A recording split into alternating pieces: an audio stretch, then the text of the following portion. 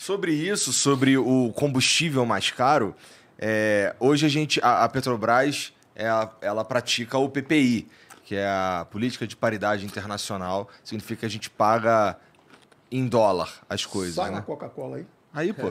Aí, ó. Ah, essa é Coca? É. Se quiser um gelo, Essa tem latinha gelo, é né? tua Eu aí não também. vi. Eu não tinha visto, você viu. Eu tô olhando para você, não vi aqui. Cara, essa política que meio que faz com que a gente pague as coisas em dólar, ela não tem jeito disso ser mexido, não, porque isso parece de uma certa crueldade também com o cara, inclusive com o cara do táxi, com o cara do caminhão, etc. Dá pra gente mexer nisso? Olha, o que aconteceu com o Brasil é o seguinte. O Brasil foi prisioneiro de uma concepção equivocada, como eu falei. Por exemplo, nos Estados Unidos tem 35 petroleiras. Quando eu era menino, tinha 10, 11 anos, meu pai tinha um Fusquinha, que era o carro com que ele trabalhava. Ele era quase que um vendedor ambulante, ele vendia livros. Então ele ia, nós morávamos em Belo Horizonte, ele ia lá para Barbacena, Conselheiro Lafayette e tal, vendia uns livros lá, voltava. Depois voltava, ia para Uberlândia, Uberaba, vendia uns livros lá, voltava. Quer dizer, tirava pedidos, né? E aí a empresa depois mandava os livros. Então eu me lembro que o carro era uma peça fundamental na saúde da família. E eu me lembro de abastecendo o carro, tinha assim, Texaco, Mobil, Exxon, Esso, Shell, tinha 10 empresas. Aí você vê uns meio século depois, nós fizemos um leilão aqui. O próprio presidente dizia, a China pode comprar no Brasil, mas ela não vai comprar o Brasil. Fizemos um leilão aqui, não apareceu ninguém para comprar. Nós tivemos que, constrangidamente, pedir um chinês para ajudar a comprar aqui. Enquanto isso, estavam fazendo um leilão ali em Georgetown, na Guiana, as 17 maiores petroleiras do mundo lá comprando. Ninguém queria entrar aqui. Por quê? Porque o regime é ruim. Porque nós somos prisioneiros de um modelo equivocado. É o que a gente chama de monopólios verticalizados. A Eletrobras controlava a geração de energia, a transmissão de energia e a distribuição de energia. A Petrobras controla a exploração do petróleo, o transporte do petróleo e a distribuição do petróleo. Então, o resultado: o petróleo está lá embaixo da terra. Enquanto isso, o deserto, que era a Arábia, o mundo árabe, vai lá ver Dubai, vai ver aquilo, a quantidade de riqueza que eles criaram lá. Porque eles tiram o petróleo rápido do chão e transformam em riqueza. Nós tínhamos que tirar esse petróleo rápido, enquanto vale alguma coisa, porque pode ser que daqui a 10, 15 anos seja tudo elétrico, e aí nós vamos ficar sentados em cima. O petróleo é nosso e não vale mais nada. E nós perdemos décadas na pobreza e na miséria, em vez de tirar esse petróleo do chão e transformar em extrato de cérebro, investir em educação, saúde, saneamento. Então, em vez de ter uma petroleira, os Estados Unidos tem 35. O Brasil era para ser o terceiro ou quarto maior produtor do mundo, porque a gente tem as reservas. Agora, a gente fura tão devagar que nós não temos capacidade de resposta. Por exemplo, quando o preço internacional sobe, a gente tinha que fazer igual a Arábia Saudita. O preço sobe, a Arábia Saudita produz mais um pouquinho e derruba o preço de novo, porque é um grande produtor. O Brasil era para ser assim. Não, o Brasil hoje é um elemento passivo. Fica olhando, vê onde é que está o preço e aí tenta cobrar a mesma coisa num monopólio verticalizado. Então o Brasil está condenado à mediocridade há décadas por esses monopólios ineficientes. O que aconteceu no caso da Eletrobras? A Eletrobras precisa investir 15 bilhões por ano só para manter a fatia de mercado dela. Se o Brasil sair crescendo 3, 4, 5% ao ano, vai faltar energia elétrica, vai faltar tudo. Você viu que nós tivemos quase uma crise de apagão. Quando eu era menino, já tinha crise no Brasil toda hora. Eu estava estudando ainda economia, toda hora se falava, pô, vai ter uma crise hídrica e tal. Por quê? Porque é monopólio, verticalizado. Além de ser um monopólio, é um monopólio que controla toda a cadeia produtiva. Então, o que aconteceu no caso da Eletrobras? Primeiro, eles venderam as distribuidoras no Brasil inteiro. Extraordinária, excelente medida. E hoje ela tem só 33%, 36%, ela tem um pouco mais de um terço só. Ou seja, nós não somos escravos de uma empresa só. Tem uma porção de gente produzindo. E a Eletrobras agora vai poder investir os 15 bilhões que ela precisa para crescer. E o Brasil vai ser, juntando com a questão da reindustrialização, nós vamos reindustrializar o Brasil em cima de energia mais barata e verde. A Eletrobras vai ser, já é a maior empresa de energia renovável da América Latina, vai ser uma das maiores do mundo agora. Então, o Brasil vai fazer realmente... de parque eólico. Tudo, vem com tudo, vem com tudo. Parque eólico, esse troço vem com tudo.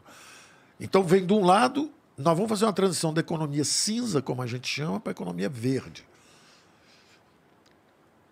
Tem a economia do petróleo, que é a suja. Aí nós vamos para a cinza devagarzinho, que é o gás natural, a energia de transição. E depois nós vamos em direção à eólica, fotovoltaica, solar, nós estamos indo nessa direção. Então o Brasil é uma potência energética, porque ele começou a se libertar. E falta a Petrobras a mesma coisa. A Petrobras é a mesma coisa, ela tinha o controle de tudo. Como eu disse, eu via 5, 6, 7 postos competindo para ver quem oferecia o petróleo mais barato. Nesses países que a gente estava falando sobre, por exemplo, lá no Catar, ou como é lá em Dubai e tal, as petroleiras lá, as empresas que exploram o petróleo e geram riqueza, elas não são estatais? Elas são estatais e os governos também não são democráticos. Mas geram riqueza para a população. Sim, bastante. Muda para lá. Pô, mudaria. Tá cheio de brasileiro lá, sabia disso? Não dá para mim, meu negócio é aqui, não tem jeito. Se eu pudesse, eu não tava nem em São Paulo, pô. É mesmo? Pô, você tá com um sonho realmente grande, hein, de voo, quer voar longe, hein? Não, eu queria morar em Curitiba. Mas tudo bem, vamos voltar ao ponto. Você imagina que... Você sabe que lá a população... Não, bom, deixa, depois isso é outro papo. Vamos voltar para a nossa conversa. Então é o seguinte, esses monopólios verticalizados eles têm um grande defeito. Primeiro, eles exploram a população. Usam seu poder de monopólio, seu poder de... exploram a população, cobram preços que são irreais. E segundo, e mais grave, eles impedem o investimento do competidor. Porque cada um desses monopólios brasileiros... Garantido por lei, tem uma bancada em Brasília forte. Forte. Porque eles têm muito dinheiro, muito recurso. E nessa bancada tem a turma que é ingênua, acredita que é um bom modelo, e tem a turma que é interessada mesmo. E que... Bom, basicamente... Vocês ouviram falar num negócio chamado Petrolão? Sim. Sabe? Ouviram falar num negócio chamado Mensalão também? Não, a Petrobras, ela nos últimos anos aí... Ouviram falar nos problemas lá também do BNDES, da Caixa Econômica? Ouviram falar nisso tudo, né?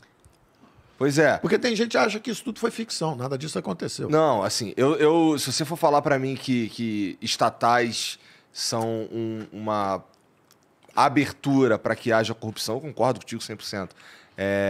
O meu ponto, na verdade, é que assim, eu não sei se a gente de fato ganha se a gente privatiza a Petrobras, que é o que me parece que você está sugerindo. Não, deixa eu dizer uma coisa. Eu, quando vim, como um bom liberal, me perguntava assim, o que você quer privatizar? Eu falava assim, todas. Sim. A resposta é simples, porque ela mostra a direção que você gostaria de ir. Agora, quem decide é o presidente, quem tem voto é o presidente, ele é que decide. Claro. Mas quem não é o ministro, é o Paulo Guedes. Exatamente, mas o que eu digo sempre, não é? O que eu digo sempre é o seguinte, vamos botar o Estado para fazer as coisas mais nobres, né? Por exemplo, você ajudar a reduzir a pobreza, remover a pobreza do Brasil é muito nobre.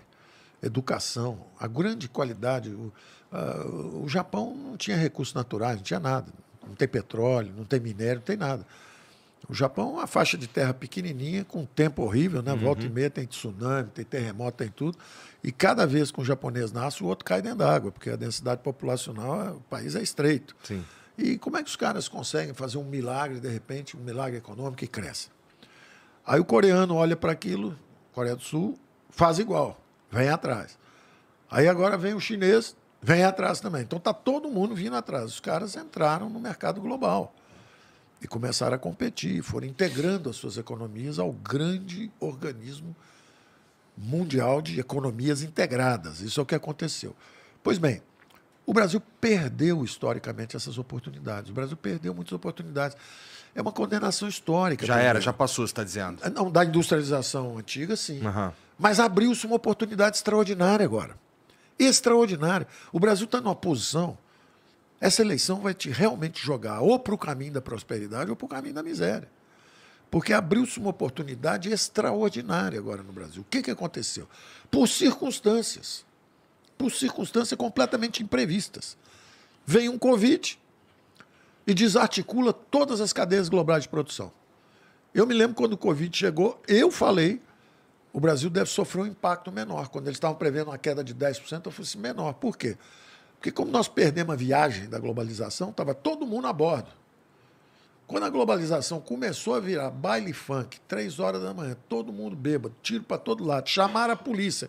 Na hora que começa aquela confusão, nós não tínhamos chegado lá. Nós estávamos na clínica de reabilitação. Então o Brasil está começando a chegar na hora da confusão com a polícia, tiro para tudo que é lado. Então eu falei, olha, nós vamos sofrer uma ruptura menor. E realmente o campo continuou produzindo, foi transportado para a cidade, o auxílio emergencial ajudou as pessoas a atravessar aquele período, a economia brasileira voltou, vacinação em massa, a população brasileira toda vacinada, livre e espontânea vontade. A vacina está aqui, vacina quem quiser. A vacina está aqui. Vacinamos a população inteira, retorno seguro ao trabalho, turismo bombando, tudo bom. Geração de emprego em todas as regiões do Brasil, em todas as indústrias. Pela primeira vez, 100 milhões de brasileiros trabalhando. Nunca teve tanta gente trabalhando. Lembrando 100 que milhões de brasileiros trabalhando. Parte desses caras que estão trabalhando, esses empregos aí que você diz, são aqueles caras informais e tal. Só pra gente não ficar pensando que tá todo mundo de carteira assinada. Não. Tem razão completa. Nós estamos devendo a esses caras ainda a rampa de ascensão social. Mas pelo menos eles estão conseguindo levar comida para casa de novo. Isso é importante. Então, num momento como esse, tem a ruptura das cadeias globais de produção. A inflação começa a subir no mundo. Aí o Brasil, que foi responsável, é o único que está com déficit no lugar zerado. Estamos prontos para a guerra. Se tiver outra guerra, nós podemos pagar. Eles não. Eles estão começando a entrar na crise deles agora. Pô, não fala isso não, cara. Não, lá fora vai ferver. Por isso que eu ri quando você falou que quer ir lá para fora. Você vai voltar correndo. Você vai voltar correndo. Eu vou conhecer o Catar lá, que eu vou para a Copa. Vai conhecer, vai para a Copa, isso, olha bastante. Vai ser bem atendido, vão te servir bastante bem e depois você vai voltar correndo. Lá não vai piorar tanto, não, porque lá você não percebe, né? Você não pode reclamar bastante. Então, não vou dizer muito, não, porque isso são todos parceiros. Tá, não, isso Nós somos parceiros. O Brasil dança com todo mundo, conversa com todo mundo. O Brasil é da paz. E isso já gerou um probleminha com a China, inclusive, né? Às vezes, falar um pouco de um jeito que era melhor só não ter falado, né? É verdade. Eu já... A pergunta que eu fico levei umas tromadas.